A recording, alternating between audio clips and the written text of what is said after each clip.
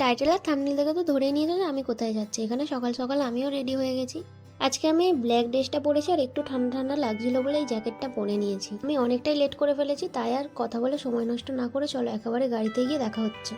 এখানে আমরা অটোতে তো উঠে পড়েছি আর উঠতে না উঠতেই দেখো ব্যাগটাকে আমার হাতে ধরিয়ে দিয়েছে। আমরা দুজন তো ঝামেলা করতে করতে পৌঁছে গেলাম ঠাকুরপুকুর বাজার। গাড়ি থেকে নেমেই চলে গেলাম মিয়মরে কেক কেনার জন্য। দোকানের ভেতরে ঢুকেই দেখলাম কেকগুলো সবেমাত্র দোকানের মধ্যে নিয়ে এলো। কাকুটা অনেকগুলো কেকই দেখাচ্ছিল, তারপর আমি ওকে জিজ্ঞাসা করলাম যে কোন কেকটা নেব। ও একটা বললো আর তারপর আমরা একটা কেক পছন্দ করলাম। শেষমেশ আমরা এই কেকটা পছন্দ করলাম। আমরা খুব বড় কেকও চাইছিলাম না আর খুব ছোট কেকও চাইছিলাম না, তাহলে আমরা দুজনেই কেউ কিছু খেয়ে বেরোয়নি, তাই জন্য এখানে দেখছিলাম খাবারের জন্য কি নেব। শেষমেশ এখানের মধ্যে দুটো আইটেম পছন্দ হলো চিকেনের, আর বললাম ওনাদেরকে গরম করে প্যাক করে দেওয়ার জন্য। ওনারাও ঝটপট স্ন্যাক্স আর কেকটা প্যাক করে দিল আর আমি নিয়ে বাইরে চলে এলাম। তারপরে আমরা চলে এলাম ফুলের দোকানে। ওর যেহেতু গোলাপ ফুল পছন্দ, আর আজকের দিনে গোলাপ দেওয়াটাই বেটার হবে, তাই 7 রকমের কালার মাসিকে বললাম একটা ফুলের তোড়া বানিয়ে দিতে। যেহেতু আমাদের 7 ইয়ার্স কমপ্লিট হলো, সেই জন্য 7 রকমের ফুলের কালার দেওয়ার আইডিয়াটা ওরই মাথা থেকে বেরিয়েছে। এখানে তো আমাদের ফুল আরে সবকিছু নেওয়া কমপ্লিট হয়ে গেছে। এবার আমরা একটা ট্যাক্সিতে উঠে পড়েছি। আর ট্যাক্সিতে উঠতে উঠতে আমাদের ঝগড়া স্টার্ট হয়ে গেছে, কারণ ও চাইছিল যে উঠে ইনস্টাগ্রাম ভিডিও বানাতে। আমি বানাতে দিইনি বললে কিছুটা রেগেই ছিল আমার উপর। আমি রাগ করেছিলাম বলে ও আমাকে খাইয়ে দিচ্ছে এখানে, আর খুব খিদেও পাচ্ছিল, তাই আর বেশি কথা না বাড়িয়ে দিচ্ছিল, তাই খেয়েই নিলাম। খাওয়া দাওয়ার পর্ব শেষ করে আর কথা বলতে বলতে আমাদের গাড়িটা ক্রস করছিল এই মাঝেরহাট ব্রিজের ওপর থেকে। আর আমার এই ব্রিজটা তো বরাবরই খুব সুন্দর লাগে। গাড়িতে বসে ভাবছিলাম এই তো কদিন আগে আমাদের দুজনে দেখা হলো, আবার 7টা বছর দুজনে একসাথে কাটিয়েও দিলাম। আর সেই ছোটখাটো মুহূর্তগুলোই মনে করছিল আর খুব হাসিও পাচ্ছিল। আর ভাবতে ভাবতে চলে এলাম প্রিন্সেপ ঘাটের সামনে। এখানে সবকিছু নিয়ে আমি নেমে যাচ্ছি গাড়ি থেকে। ও নামার পর আমিও তারপর ড্রাইভারকে পেমেন্ট করে গাড়ি থেকে নেমে গেলাম। আর গাড়ি থেকে নেমে জল কিনতে গেলাম, কারণ ও বললো যে ভেতরে ঢোকার আগে জল কিনে ঢোকাটাই বেটার হবে। আর গার্ডেনের সামনে দাঁড়িয়ে আমরা দুজন অনেকগুলোই শুট নিলাম। এবার আমরা গার্ডেনের ভেতরে ঢুকবো। গার্ডেনের মেন গেটটা তো বন্ধই ছিল, তাই আমরা ছোট গেট দিয়ে ঢুকলাম। আর এখানে এন্ট্রি ফি কোনো কিছুই লাগে না। আর এই প্রিন্সেপ ঘাটের ইতিহাস চলো তোমাদেরকে একটু ছোট্ট করে জানিয়ে রাখি। প্রিন্সেপ ঘাটটি হলো ফোর্ট উইলিয়াম দুর্গের ওয়াটার গেট ও সেন্ট জর্জেস গেটের মাঝে অবস্থিত। এটি 1841 সালে নির্মিত এবং অ্যাংলো ইন্ডিয়ান ইতিহাসবিদ জেমস প্রিন্সেপের নামে নামাঙ্কিত এই ঘাটটি। আর এত সুন্দর জায়গা দেখে রাজকে তো আমি বিরক্ত করে যাচ্ছিলাম আমার অনেক ভিডিও করে দেওয়ার জন্য আর ফটো তুলে দেওয়ার জন্য, আর ও আমার কিন্তু সঙ্গে সঙ্গে সব কিছুই করে দিচ্ছিল। তারপর আমি রাজকে বলছিলাম যে আমার সাথে সাথে আয়, তখন রাজ আমাকে বলছে যে আমি যেন রাস্তা জানি না, তুই যেন সব রাস্তা জানিস। তারপর আমরা হেঁটে হেঁটে তো ওই ঘাটের দিকে যাচ্ছিলাম, আর এখানে এসে একটু ছেলে মানুষও করে নিচ্ছিলাম আমি। যেতে যেতেই চোখে পড়লো এই প্লাকার্ডটাই সব কিছু প্রিন্সেপ ঘাটের লেখা আছে ডিটেলসে, তোমরা চাইলে পজ করে দেখে নিতে পারো। তারপর যাচ্ছে হচ্ছে প্রিন্সেপ ঘাটের দিকে, আর যেতে গিয়ে দেখলাম কত পায়রা, এত পায়রা একসঙ্গে আগে দেখিনি। তারপর পেরিয়ে চলে এলাম হচ্ছে স্টেশনের কাছে। আর ওই যে ওইদিকে দেখা যাচ্ছে হচ্ছে হুগলি নদী। আর এই যে এখানটায় আমরা একটু দাঁড়িয়েছিলাম, স্টেশনটা পুরোটাই ফাঁকা ছিল, তাই জন্য আমরা একটু ঘুরে ঘুরে দেখছিলাম যে কোথায় গিয়ে আছে। আর দেখলাম তো পুরোটাই ফাঁকা, আর এই ফাঁকা স্টেশন আমার দেখতে খুবই ভালো লাগছিল। রাজার আমি তো ভেতরে ঢুকে গেছি, আর এই যে আমি এখানে কেকের জায়গা ব্যাগ নিয়ে তো হাঁটছি। আর ভেতরে ঢুকে তো একটাও বসার জায়গা পাচ্ছিলাম না, তাই অনেকটাই হেঁটে হেঁটে ঘুরে ঘুরে দেখছিলাম। আর সব দেখি কাপেলের ভিড় তো প্রচুর ছিলই। অনেক ঘোরার পর তো আমি ফাইনালি একটা বসার জায়গা পেলাম। ওকে আমি বললাম তোর বসতে হয় বস, না হলে তুই দাঁড়িয়েই থাক, আমি বাবা বসি, আমার খুব পা ব্যথা করছে। আর ও তো বসলোই না, আর আমাকে দেখো বসতেই দিচ্ছে না। আমাকে বললে উঠে আয়, আমি তোকে ভিডিও করে দেবো। ভিডিও করার আর ফটো তোলার কথা শুনলে আমার মনটা আবার একটু বেশি ভালো হয়ে যায়। আর এখানে গাছ থেকে দেখো একটা ফল দেখতে পেয়েছি, এত লোকের আছে কারোর চোখে পড়েনি, কিন্তু আমার চোখে পড়েছে। আর রাজকে বললাম যে এই ফলটা তুই খা, আর ও তো বললো ধর তা আমি কেন খেতে যাবো বললে, আর ও খেলোই না।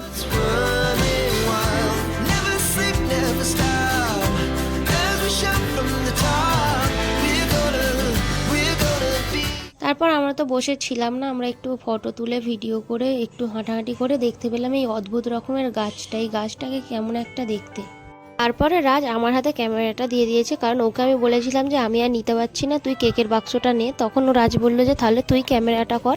বলে আমি ক্যামেরা করছিলাম, আর দেখতে পেলাম এই ট্রেনটা আমার পাশ থেকে যাচ্ছিল, আর আমার এইভাবে খুবই ভালো লাগছিল। আর এই যে রাজের হাতে কেকের বাক্স, ট্রেনটা দেখতে দেখতে তো আমাদের পাশ থেকে চলে গেল। এবার আমরা দুজন হেঁটে হেঁটে যাচ্ছিলাম হচ্ছে নদীর কাছে। আর এইখানে আমরা এসেছি হচ্ছে নদীতে নৌকা চড়ার জন্য। বলতে বলতে তো চলে এলাম আমরা 2 নম্বর ঘাটের কাছে। আর এসেই দেখলাম যে এখানে কত নৌকা সারি সারি বাঁধা আছে। তো এরা এখানে রান্না করেই খায়, আর এখানে তো সবাই খেতেই বসেছিল, তোমরা যেমনটা দেখতেই পাচ্ছ। এখানে নৌকায় উঠতে গেলে কত কি প্রাইস, কতক্ষণ চড়াবে সবটাই এই কাকুর কাছ থেকে আমরা জেনে নিচ্ছিলাম। কাকুটা বললো আধ ঘন্টা চড়াবে আর 400 টাকা করে নেবে, আর 1 ঘন্টায় 800 টাকা। ফাইনালি চলে এলাম নৌকার কাছে, আর নৌকাটা এমনভাবেই হেলছে আর দুলছে, আমার তো সেটা দেখেই ভয় লাগছে। তাই রাজকে বললাম যে আমার খুব ভয় লাগছে। রাজ বললো যে কিছু হবে না, তুই ওঠ, আমি আছি পিছনে। আর যখন নৌকাতে উঠছিলাম এই দাদুটা আমাকে অনেক হেল্প করছিল, আর আমি তো সত্যি বলতে উঠেই তো করে চেঁচিয়ে উঠেছিলাম, কারণ আমি উঠছি আর নৌকাটা তখন একটু সরে গিয়েছিল। তাই যা হোক করে তো নৌকার সামনেটাই উঠলাম। এবার আমি যাব কিভাবে সেটাই ভাবছিলাম, আমি না পাচ্ছি উঠে দাঁড়াতে আর না পাচ্ছি কিছু করতে। তোমরা যদি নৌকাতে উঠতে চাও লাইফ জ্যাকেট তো মাস্ট পরতেই হবে, নাহলে নাকি বলছিল পুলিশে ধরবে। তো আমাকে লাইফ জ্যাকেট পরাতে গিয়ে আমার চুলগুলো তো সব ছিঁড়েই গেল। আমিও লাইফ জ্যাকেট পরে নিলাম, আর তারপর রাজ্য এখানে লাইফ জ্যাকেট পরে নিয়েছে, আর এই যে লাইফ জ্যাকেটটা পরে কেমন ওভার অ্যাক্টিংটা করছে। তারপর আস্তে আস্তে আমাদের নৌকাটাও ছেড়ে দিল, আর আমার তো যাচ্ছে আর আমার খুবই ভয় লাগছিল। নৌকাটা তারপর ধার থেকে আস্তে আস্তে মাঝখানে যাচ্ছিল, আর আমারও টেনশন বেড়ে যাচ্ছিল। আমি তো এখানে প্রার্থনা করছিলাম যাতে কিছু না হয়, আর রাজ আমাকে বলছিল যাও একটুখানি ধারে গিয়ে জলে হাত দে। আর আমি তো তখন চেঁচিয়ে বলি না বাবা দরকার নেই, কোথায় পড়ে টরে যাবো। তারপর আমার কিন্তু ভালোই লাগছিল সত্যি বলতে, নৌকায় যদি না উঠতাম এই এত আনন্দ এত কিছু সত্যি অনেক কিছু মিস করে যেতাম। আর অনেকটা সাহস নিয়ে তো এখানে রাজকে বললাম যে আমি এত সাহস নিয়ে যেখানে নৌকায় উঠেছি, তাহলে ভিডিও আর ফটো তো তাহলে তুলতেই হবে। আর ওকে আমি বলছিলাম আমি জ্যাকেট দিয়েছি, কিন্তু জ্যাকেটের চেনটা কোথায় গেল, ওটাই ওকে আমি জিজ্ঞাসা করছি।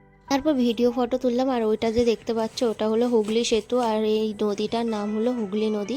তো এইখানে আমরা ফার্স্ট টাইম এলাম।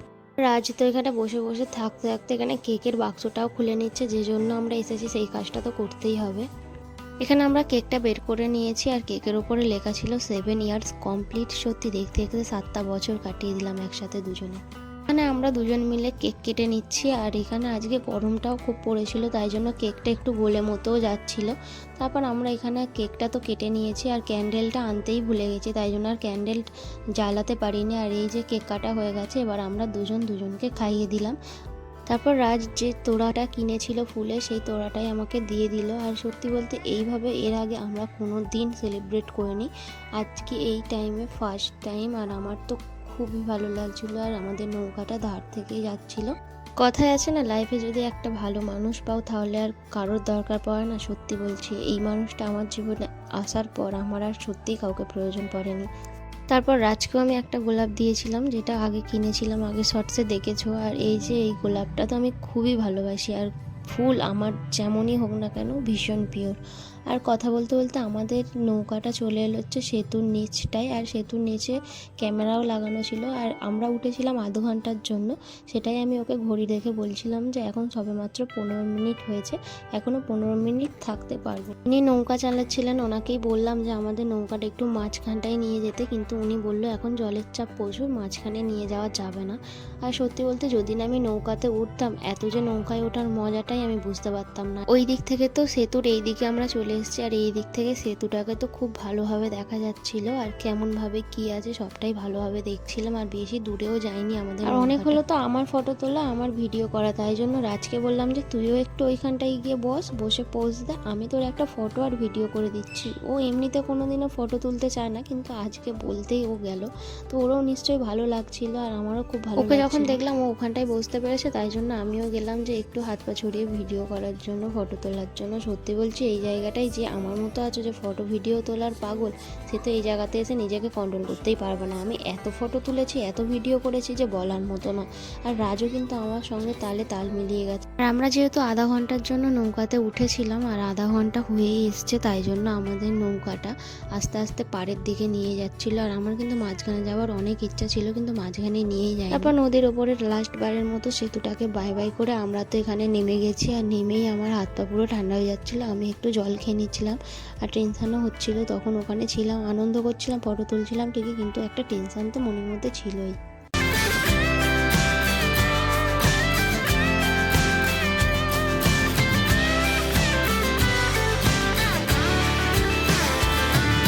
এদিকে তো আমাদের সব ঘোরাই কমপ্লিট হয়ে গেছে, এবার আমরা বাড়ির দিকে আসবো, তাই জন্য এখানে আর একবার লাস্ট বারের মতো ওইখানটায় দাঁড়িয়ে তোমাদেরকে সেতুটাকে ভালোভাবে দেখিয়ে নিলাম আর আমরাও দেখি। তারপর আমরা তো বাইরে বেরিয়ে এলাম আর এসে এখানে ফুচকা খেতে এসেছি আর এখানে দিচ্ছিল 10 টাকা 3টে ফুচকা। আর আমার ফুচকাটা পুরো স্যাঁতানো লেগেছে আর টক জলটাও তো ভালো হয়নি, ওটা টক জল ছিল না অন্য কি মশলা দিয়ে জল বানিয়েছিল আমি সেটা বুঝতে পারিনি, কিন্তু টক জল না। ফুচকা খাওয়াটা হয়ে গিয়েছিল, এবার রাজ এসেছে একটা লেবু জল খাওয়ার জন্য। এখানে 3 থেকে 4টে দোকান বসেছে, এর থেকে বেশি দোকানই বসেনি, তো এই জন্যই আমরা এখান থেকে আর কিছু খাবার পেলাম না, যা খাবার পেলাম সেইগুলোই খেলাম। এখানে তো রাজের একটু প্রবলেম হচ্ছিল, তাই জন্য বললো আমি একটু লেবু জল খাবো, আমাকেও বলছিল যে আমার খাওয়ার কথা, কিন্তু আমি বললাম না আমি খাবো না। আর এই যে এখানে রাজ খেয়ে নিচ্ছে, ও শুধু নুন আর লেবু দিয়ে আর জল জিরা দিয়ে জলটা করেছিল আর এই জলটার প্রাইস নিয়েছিল হচ্ছে 20 টাকা। তারপর ও খেয়ে নিচ্ছে, ও বললো ওর ভালো লেগেছে, তারপর আমাকে বললো তুই একটু খেয়ে দেখ।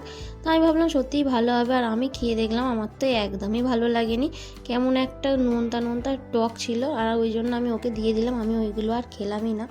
আর অনেকটাই বেলা হয়ে গেছিলো আর খুব খিদেও পাচ্ছিল। আর তারপর এখানে আমাদের দেখতে পেলাম যে এখানে মশলা মুড়ি পাপড়ি চাট বিক্রি হচ্ছে, আর আমরা এখান থেকে একটা মশলা মুড়ি নিয়ে নিচ্ছি। আর কাকু তো এখানে সমস্ত কিছু বাদাম, আলু সিদ্ধ, ঝুরি ভাজা আর সব কিছু দিয়ে যা যা দেয় আর কি, সব কিছু দিয়ে এখানে দিয়ে দিচ্ছে তেল নুন সবটাই, আর দিয়ে ভালোভাবে ঝাঁকানাকা করে আমাদেরকে এখানে ঝালমুড়ি বানিয়ে দিয়েছে। হ্যাঁ আমিও বলেছিলাম একটু লঙ্কা বেশি করে, বাইরে তো বেরিয়ে এসেছি তাই জন্য আর বসার সিট পাইনি, একটা গাছের তলাতেই বসেছিলাম। আর এখানে ঝালমুড়িটা প্রথমে রাজকে খাইয়ে দিয়েছিলাম আর তারপর এখানে আমি খেয়ে নিচ্ছিলাম।